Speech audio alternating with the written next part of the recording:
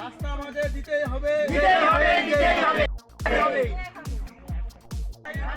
রাস্তায় বিহাল অবস্থা। আমরা মহিলারা বেরোতে পারি না, বাচ্চা কোলে করে নিয়ে বেরোতে পারি না, একটা জল আনতে বেরোতে পারি না।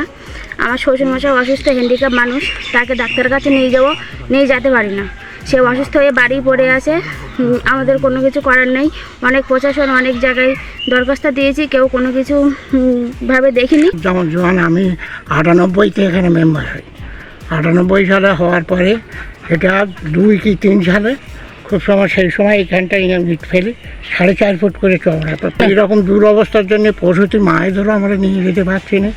এখানে আপনি দেখবেন যাওয়ার পথে মানে হাফ ফুটের মতো আছে ঘেরা, তাও অন্য একজনে ঘেরা। এখন চাইছি ওখানে যে রাস্তাটা যত দ্রুত হয়। আমাদের দিতেই হবে।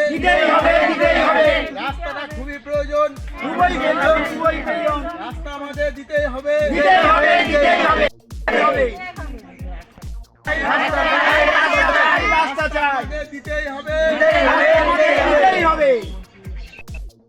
রাস্তাঘাটের জন্য আমরা বিক্ষোভ দেখাচ্ছি। আমাদের বাড়ির ঘরে মহিলা আছে, পশুপতি মা আছে, তারা একদম বাইরে বেরোতে পারে না।